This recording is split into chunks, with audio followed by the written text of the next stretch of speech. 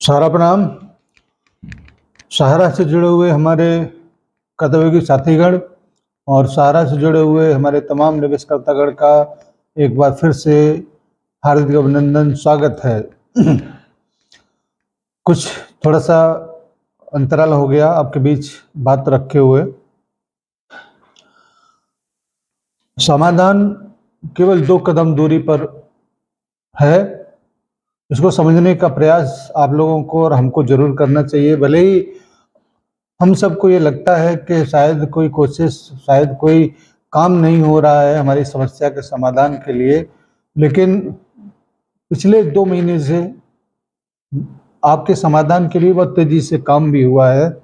और इसका नतीजा ये है कि अभी कुछ ही दिन पहले हमारा ऐसे शख्स के साथ बात हुआ जो पोर्टल पर हमारे और आपके भुगतान को रिकमेंड करते हैं, भुगतान को क्लियर करने के लिए कि क्या सही है क्या गलत है। उनसे बात हुआ कि सर क्या आगे विचार हो रहा है, तो उन्होंने इस बात को बताया कि पोर्टल पर जितना भी डिमांड है भुगतान का, उसकी राशि तो ठीक ठाक है, लेकिन अभी सुप्रीम कोर्ट ने जो 5,000 करोड़ रुपए की जो राशि दिया था वो राशि बिल्कुल समाप्ति के कगार पर है, क्योंकि 5,000 करोड़ रुपए का पेमेंट लगभग हो चुका है।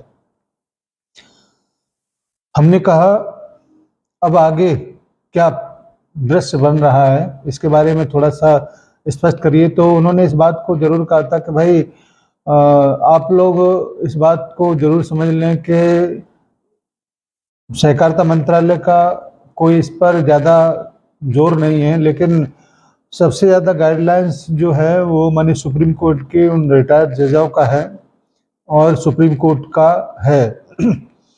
सुप्रीम कोर्ट से अगर धनराशि और स्वीकृत होती है तो पोर्टल ये आगे जरूर चलेगा, लेकिन सुप्रीम कोर्ट 5,000 करोड़ रुपए बांटने में अगर 2 साल लगा दिया है तो कितनी बड़ी संख्या और भी अमाउंट की है, उसको बांटने में कितना वर्ष लगेगा। तो ये थोड़ा सा सुप्रीम कोर्ट के उस फैसले के ऊपर डिपेंड करेगा, क्या वो स्वीकृति देता है या सहारा के काउंटर से या सहारा को ही बाकी के भुगतान कराने की जिम्मेदारी देता है। इस प्रकार की कुछ बातचीत हमारी हुई थी।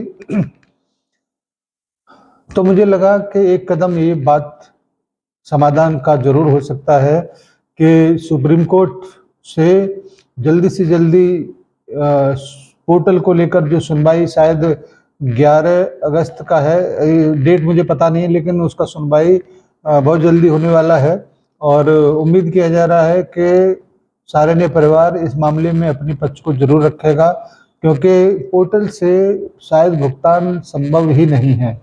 और उसका सीधा सा सबसे बड़ा आसान रास्ता यही है कि हम लोग जैसे लेके आए थे वैसे दे के आए, तो इसके लिए सहारा को जिम्मेदारी देना पड़ेगा।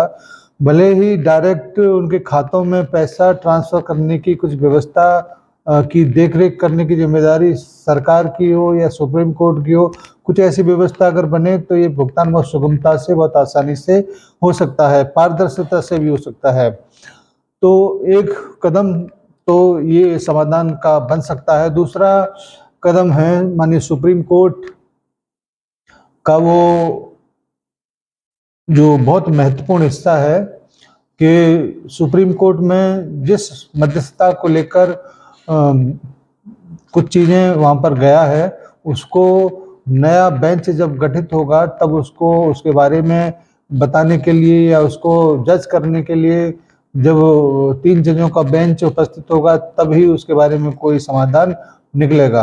इतना जरूर है कि अगर ऐसा नहीं होता तो माननीय सुप्रीम कोर्ट की साइड पर बहुत सारे वकील, बहुत सारे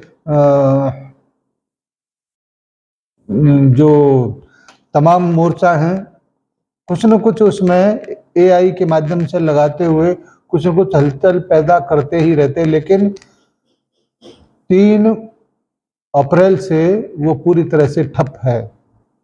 और इसका मतलब ये हुआ कि समाधान जो सेटल हुआ है मध्यस्थता वाला, उसमें बहुत बड़ा एक मील का पत्थर हो सकता है, और इसी वजह से सुप्रीम कोर्ट की साइड पर किसी प्रकार की कोई हलचल दिखाई नहीं दे रही है।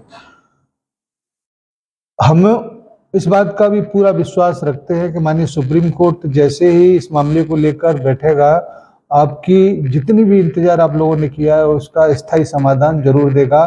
तो केवल और केवल 2 कदम की दूरी पर सारी समाधान है, और मैं अपने सभी कर्तव्योगी साथियों से इस बात को जरूर कहना चाहूँगा कि हमारे बड़े बूढ़े, हमारे बुजुर्ग इस बात को कहते हैं, जब हमारी बात हमारे ही बुजुर्गों से होती थी, अपने पद से, अपनी प्रतिष्ठा से अगर नीचे के व्यक्ति से आप बात करेंगे, समझने की कोशिश जरूर करिएगा कि अपने पद से और अपनी प्रतिष्ठा, जो सामाजिक प्रतिष्ठा हो या व्यावसायिक प्रतिष्ठा हो, उससे नीचे के तबके से अगर आप बात करेंगे और उससे सलाह मशवरा करेंगे, उसके कंधे पर हाथ रखेंगे, तो उसका पूरा का पूरा क्रेडिट या पूरा का पूरा लाभ, जो कुछ भी मुलाकात का होगा, वो निचले कद में बैठे हुए व्यक्ति के हिस्से में चला जाएगा, क्योंकि वो आपका पद का इस्तेमाल कर रहा है अपने आप को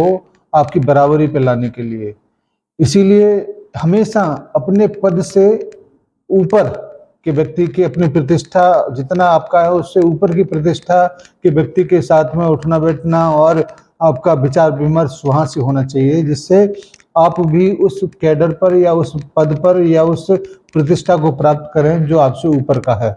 और ये प्रोग्रेस करने का एक बहुत ही मूलभूत सिद्धांतों से भरा हुआ डिसीजन होता है।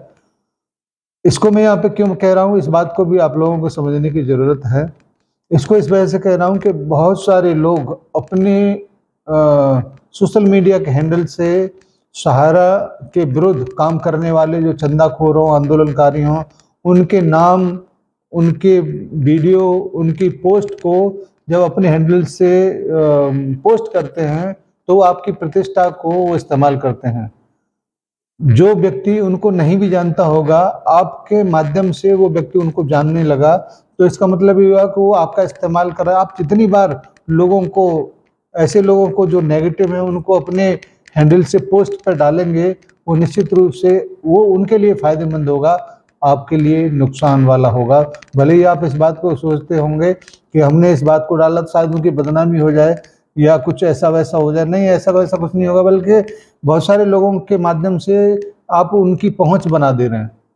इसीलिए मेरा सभी से इस बात को लेकर आग्रह है कि किसी भी यूट्यूबर जो नेगेटिव बोलने वाला हो, कोई भी आंदोलनकारी, कोई भी चंदाखोर व्यक्ति, किसी का भी अपने सोशल मीडिया के हैंडल से किसी का तो न तो नाम लें और न ही उनका आप नाम लिखें, तो शायद उनकी पहुंच बहुत छोटी होगी और वो इस बात को सोचेंगे हम इतना कुछ कर रहे हैं मगर इन लोगों को कोई फर्क नहीं पड़ रहा है, तो वैसे ही वो कंडम हो जाएंगे। लेकिन आप वो जो कहते हैं, आप अपनी छाप देते हैं, तो वो समझ जाते हैं कि जरूर हमारा तीर सही निशाने पर लगा है। आप मेरे कहने का अर्थ को जरूर समझ गए होंगे। इसीलिए 2 कदमों की दूरी पर समाधान है। इस समाधान का जब तक आप लोगों के सामने परिणाम नहीं आ जाता, आप पूरे धैर्य के साथ सारण्य परिवार का साथ देंगे, अपने कार्यकर्ता का साथ देंगे, और किसी भी प्रकार के किसी भी झांसे में 1 पैसा किसी को भुगतान कराने के नाम पर देने का आवश्यकता आप लोगों को नहीं है। आपका एक एक पैसे का, एक एक पाई का हिसाब किताब लेने के ठेकेदार इन लोगों की अपेक्षा बहुत बड़े बड़े राजनीतिज्ञ भी हैं।